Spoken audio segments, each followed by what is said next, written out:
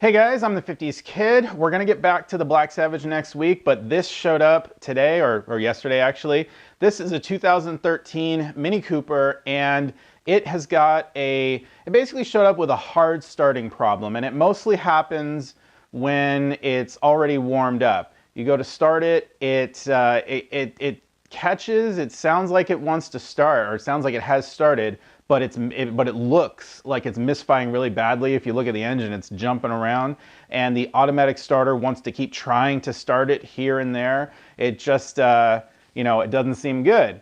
And it's got a P0128 code, which is engine regulating temperature below threshold or something like that. It's a really common problem on these minis. Basically, the whole thermostat housing needs to be changed when you get this code. The thermostats that are in the housing, the thermostat is actually, or the engine coolant temperature sensor is built into the thermostat housing, and I guess the old design, they would corrode and cause all sorts of problems. I've never heard of it causing a hard starting problem like this one's having, but I did a little digging. I went and looked on the TSBs, and apparently that is a condition that happens with this problem. So it was really strange, when it showed up. I was looking at fuel trims. Fuel trims were normal. I was looking at the engine coolant temperature when it was hot, when it showed up here, and it was about 80 degrees Celsius, which apparently is low for these cars. I guess it wants to be more around 96 degrees Celsius.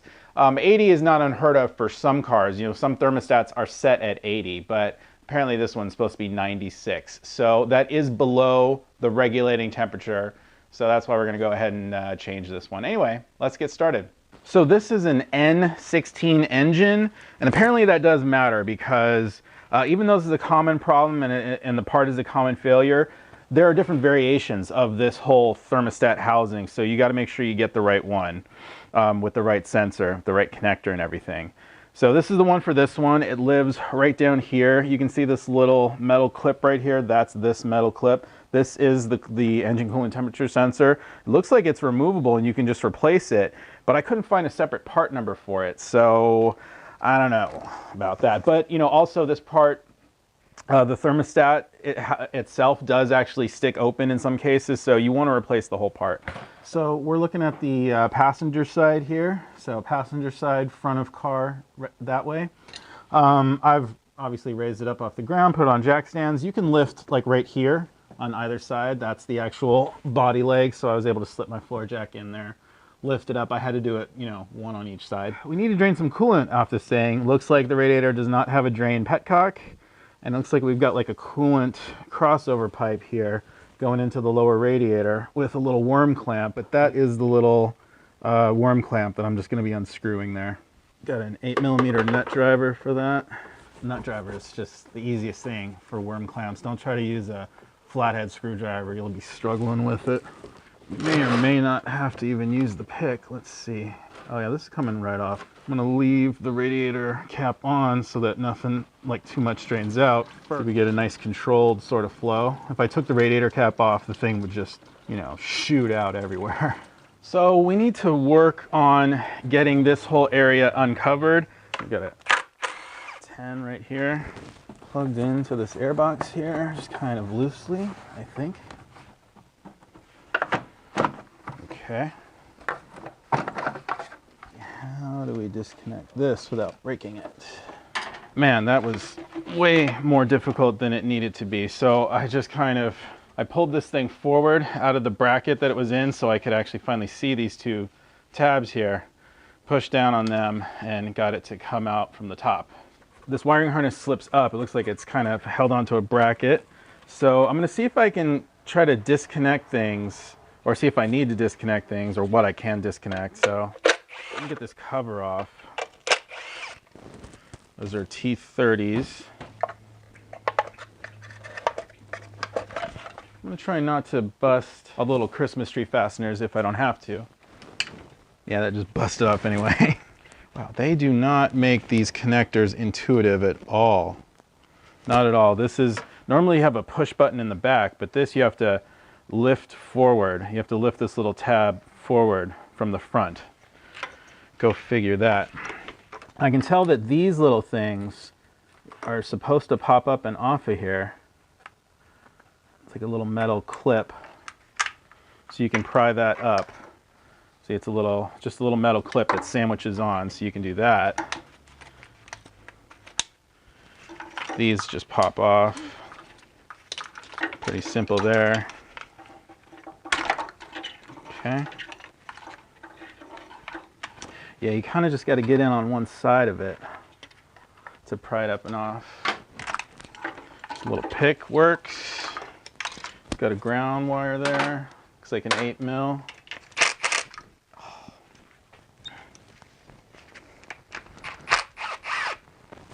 So you might want to counter hold the stud that it's on, because that'll come out. Was not expecting that. So there, that's ready to sort of peel back. These again are these front clips. There, I'm going to take this hose off. I don't know, I might just take it off the bottom here to get it up out of the way. That one, that's just, you know, push down on the tip of it and it comes out. So that'll peel back and away. Kind of like that. Got this guy here, type of connector I've never seen before. Peel back this cover.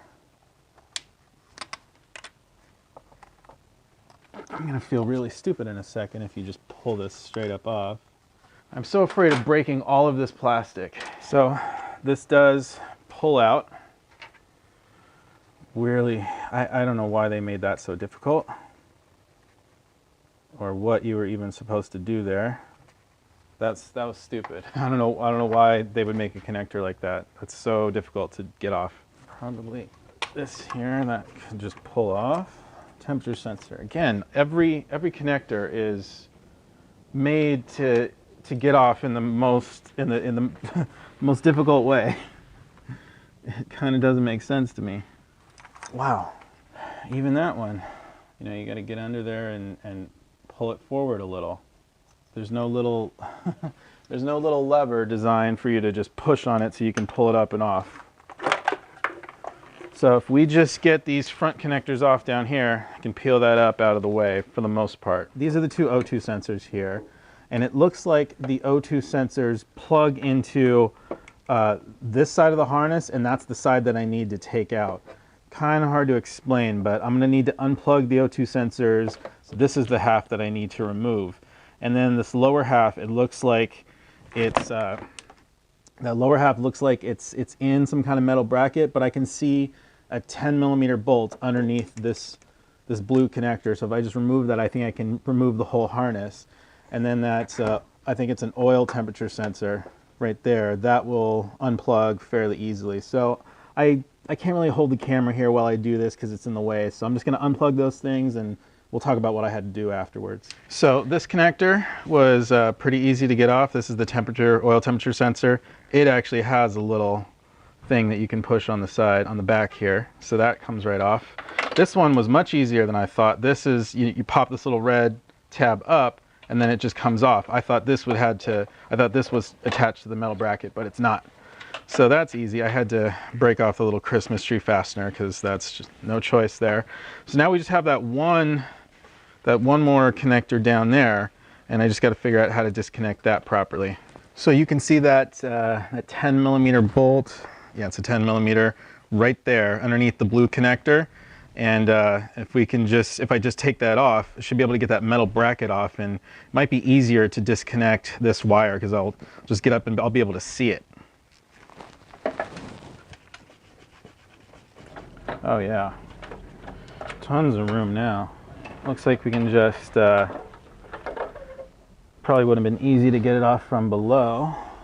Okay, yeah, it's just a sort of standard connector. You can just push it down on the bottom and it'll come off. But that's the oxygen sensor side. So this side, this bracket, this side's connected into the bracket.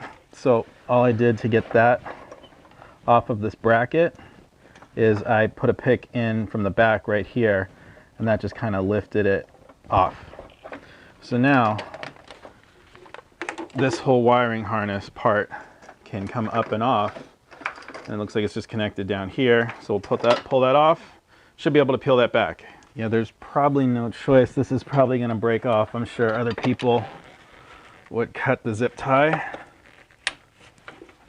But I have these right here, these zip tie Christmas tree things. So if I get that out of there, I can put a new one in.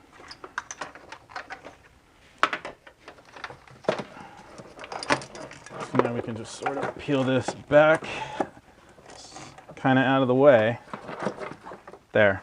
Now we have access to everything. So really, the only thing left that we got to do is get this one wiring harness connector off of the bottom here. Yeah, this is again one of those ones where you pry it up from the front. Let me see if I can sort of do it blind. Ah, there we go. Got it off. So again, that one, it was like that. I had to reach down with a pick and just kind of pry that down, you know, pry that back. Once you pry that back like that, it pops off. And I was just pushing it with another tool from above so that it would come off. Cool. So we're making progress here. All we got to do really is get most of the wiring harnesses off. I think to make it easier, what we can do is we can unplug the ECU, and that'll just let us peel this wiring harness all the way back.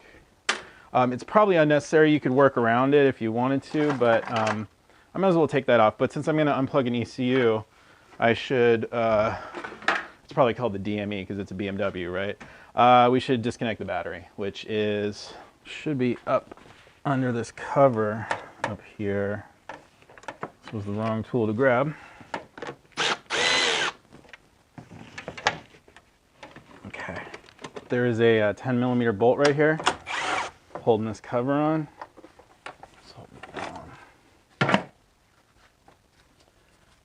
We've just got some flip forward connectors.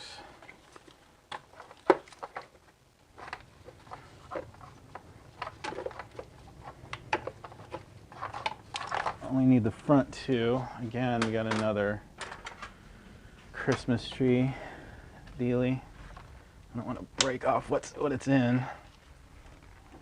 Ooh, that's a tough one. That does not want to come out without a trick.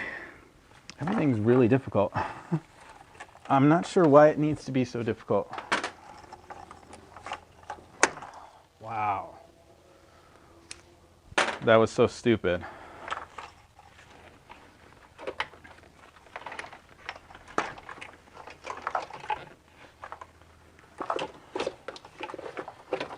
This is exceedingly stupid.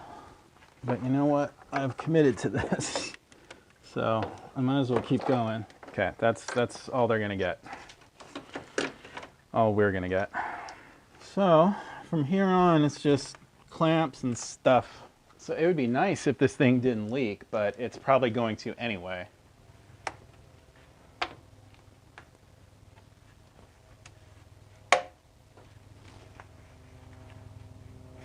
Ooh, they put this one in a dumb place. That's nice of them. So I've got a pick. You can use that to sort of get up underneath the hoses, sort of run it around. See, like run it around the hose. You got to be sure, make sure you angle it down towards the plastic and not up and out towards the rubber. So it can be tricky. But once you do that, you can go ahead and get a hose off, and yeah, it's totally leaking, but well, not that much. That's the lower hose down over here, so we'll have to remember that. This tool is, I don't know, it's a little cumbersome to use. This is relatively new to me. This is a Blue Point, recommended by Charles, humble mechanic, but it's not perfect for every occasion. Sometimes you need some other tools, but not this one. This would probably be a good chance for, they make like a cable operated one, which everybody seems to have, but I don't have yet. This would have been a good time to actually have it. These are Knipex Cobras. You can just, of course, use regular pliers. Come on, come on. Okay. all we gotta do is turn a little bit. So that guy came off. Why is that so hard to turn? Just crusted in place? Yeah, we're just crusted. Come on. Ah.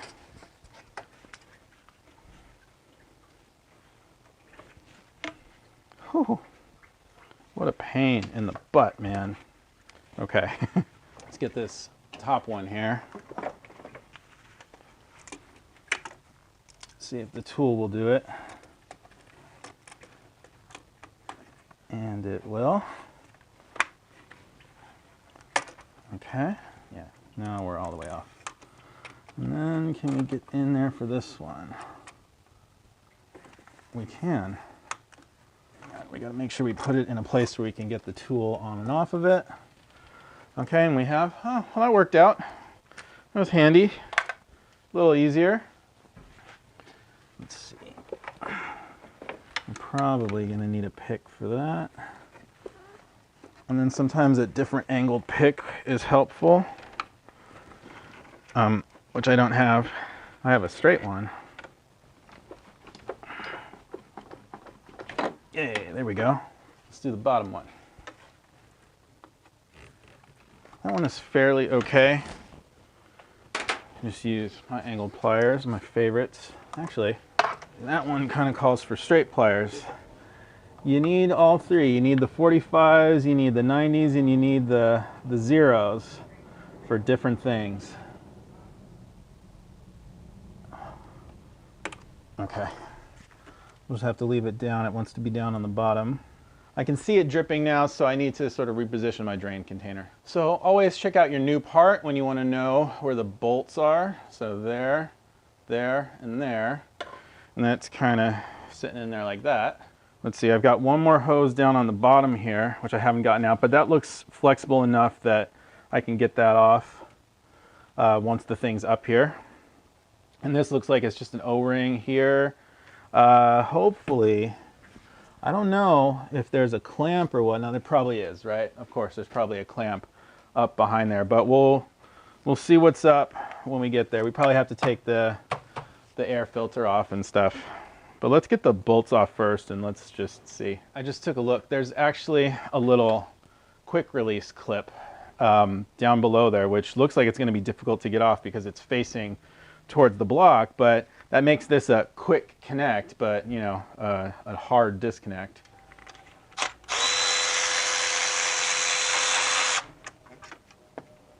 That's the top one. Should be one right under here. Looks the same. Ooh, and then hiding right under here.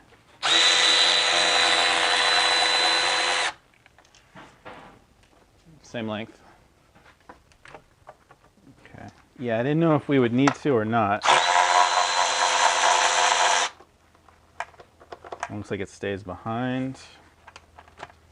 Mass airflow sensor. Just need to unscrew that. 7mm, because they have to be different, right? I probably didn't really need to remove that, but whatever. So I'm not sure if you can see it down there, but there is a little metal clip that we have to pull up on. Hopefully you can see that little metal clip. It's right under this bolt. It goes behind it, back in here. So you can see that shiny thing there. I just have to reach in with a pick and pull up on it. Can't get the right prying action. Nope, a little too long. A little too long for the Mini. Last one I have left is a hooked pick. Came with the $7 set. Not really.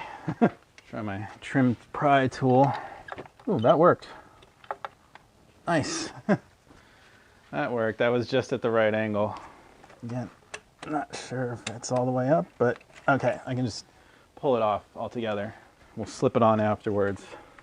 Let's see if we can just pry it. Pull on it. Yeah, okay. And the drain bucket is in the right place. Nice. Mostly. Oh, that was fairly painless. So now we can just take this off.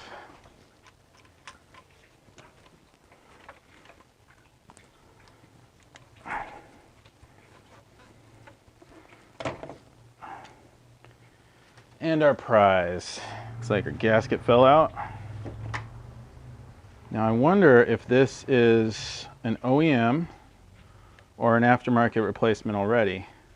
These are made by BMW. I don't know if all these parts like are stamped with a BMW logo or what. I mean, I don't know what to expect. All I see is like a little barcode thing on the bottom. Let's see if our new one has that. It does not. This one says 5/8/2012, which is about when the car was built, so maybe that is the OEM unit. So we got that there. We got the right connector down there. Cool. We just can put this new part on and we don't need that adapter harness at all. I'll tell you what, I should not have pulled this clip all the way off of that hose. It's going to be really difficult to get it back on there. So I would say try to leave it on if you can. You just gotta, get it up off to the side. So I was able to slip that clip down in there. That's kind of the position it needs to be in. So it should just be a simple reversal of removal. To make that as easy as possible, we gotta have a little something. You can normally use coolant. I'm going to use some silicone paste because there's like no doubt when you use it, things will slip on real easy. So that is also dielectric grease, same thing.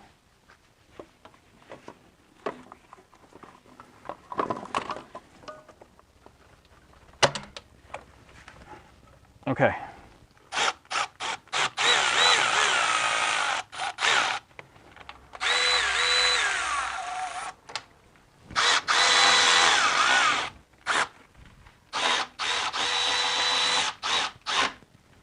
So these are only 10 mils. You don't want to over tighten them. Plus it's a gasket.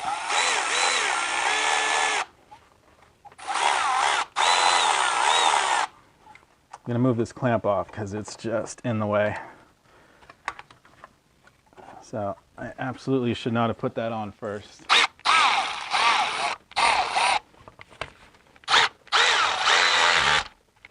So the access in through there is really, really tight. And I guess I would recommend putting the bolts on before you put the hoses on, because I guess that was a mistake.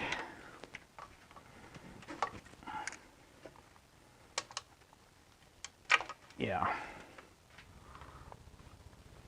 Whew, yeah. So we look like we're good there. This should be the connector for down here. Put that on now. So this lower one is for the outside here. An upper one for the inside.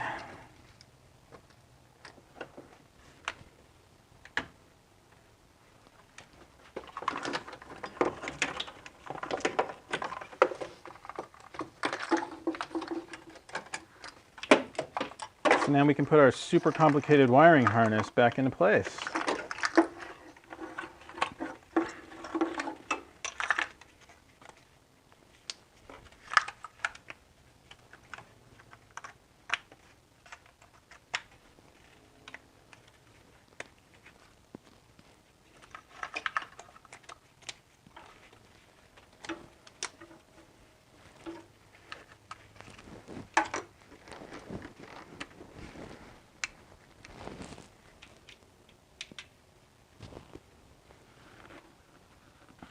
Tighten that down so that it doesn't come loose again.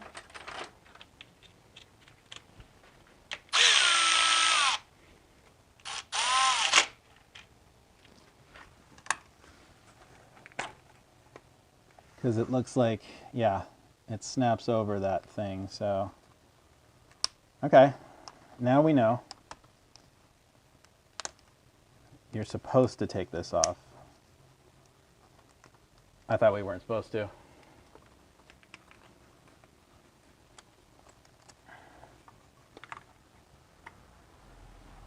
That's got to be the dumbest connector I've ever seen. Wow.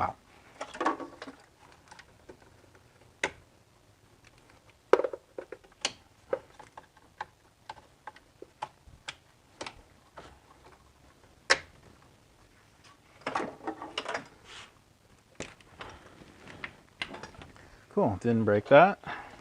Now we can just get this back together.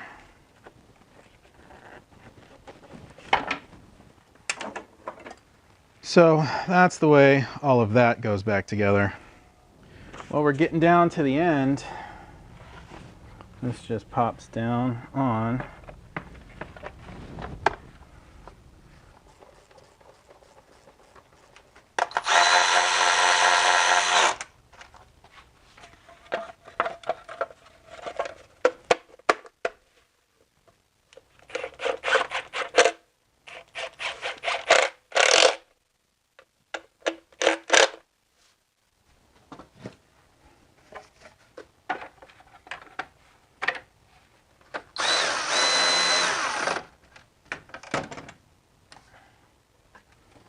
Okay, just reconnect this. Little clip on. Then we just have this.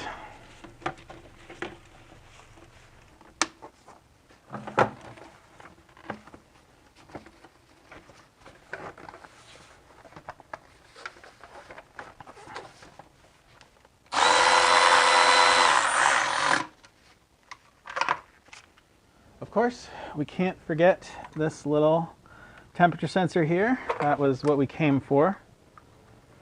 This one's in a different way. Okay. Now, where did they put the bleeder on this thing? I guess you can sort of get down in between there. So I'm just going to crack it a little bit, not take it off all the way. I don't want to make it difficult to get back on. So I'm using the OEM blue coolant for Euros. I've already got it mixed up here with some distilled water. Okay, so this is about a gallon that I've added in so far. I'm sure we took out way more than a gallon. You know what? Why don't we sort of measure it? This is going to be my disposal container anyway. I'm going to pour out some of the old coolant in here, see how much I had. So yeah, it all just barely fit in my gallon container there. So we put in a gallon. We drained out a little bit more than a gallon, slightly more, because, you know, we did mop up a little bit here and there. So this should be good to go ahead and start it up and get it warmed up and see what we got. By the way, I did tighten that worm clamp on the lower radiator hose before I put the coolant back in case anybody was wondering.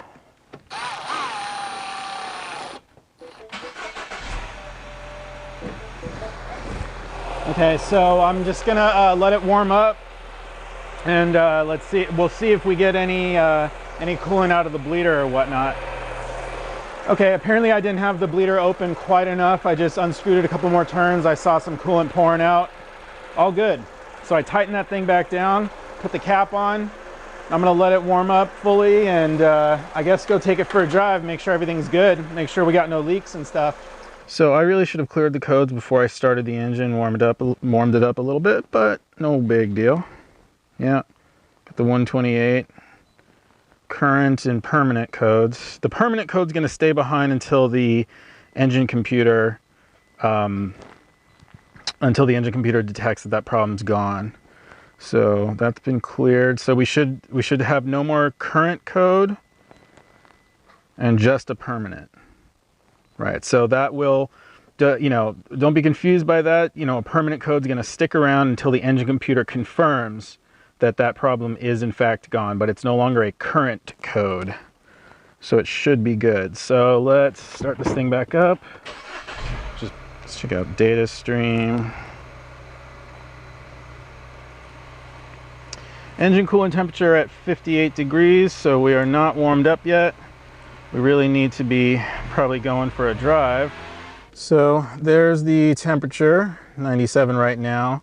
It was just at 103 when I was driving back here down the block, but it's quickly cooled right back down. So, you know, that's a lot better than the 80 it was when it showed up here. It would not go above 80 when it first showed up to my place. So it's no longer below regulating temperature, so that's good. Let's go ahead and see if that drive cleared the code. I don't know what it takes. No, still there. It probably takes like a whole drive cycle and stuff, but yeah, I'm at least satisfied that that the temperature problem is gone. So let's see if our starting problem's gone, because we're warmed up now. Fires right up. And I just had to put some gas in it. It fired right up after I put gas in it. Let's try here. Let's get inside.